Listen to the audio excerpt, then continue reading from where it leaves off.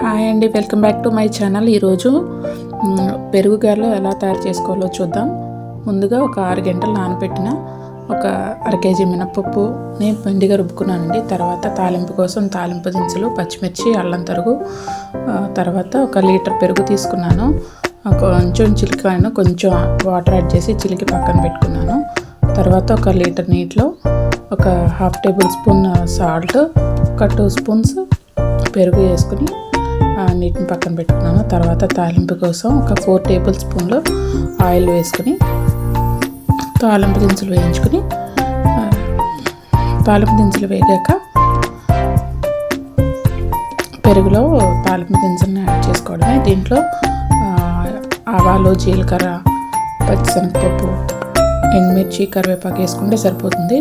తర్వాత పెరుగులో సరిపడా ఉప్పు, తర్వాత తరిగి పెట్టుకున్న పచ్చిమిర్చి, అల్లం తరుగును కూడా వేసేసుకొని, తర్వాత చిటికెడు పసుపు కూడా యాడ్ చేసుకున్నాను కొంచెం కలర్ కోసం.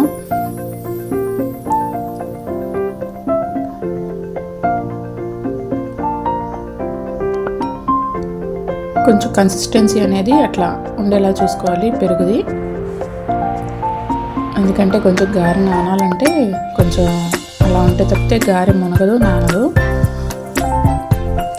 తర్వాత పసుపు కూడా వేసుకున్నాక గారెలు వేయడానికి ఆయిల్ పెట్టుకున్నాను.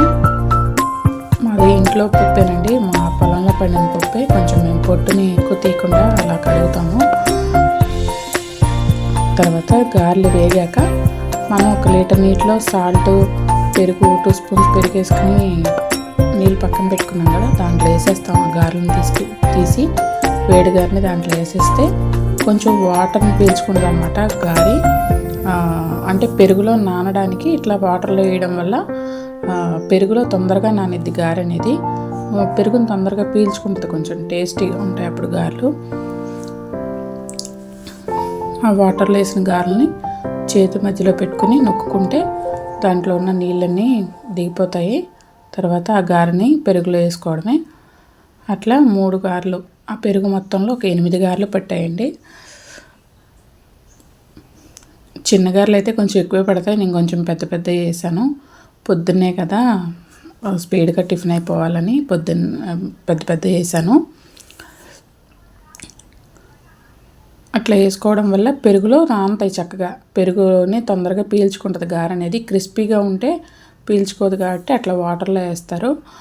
అంతేనండి, పెరుగు గారెలు రెడీ.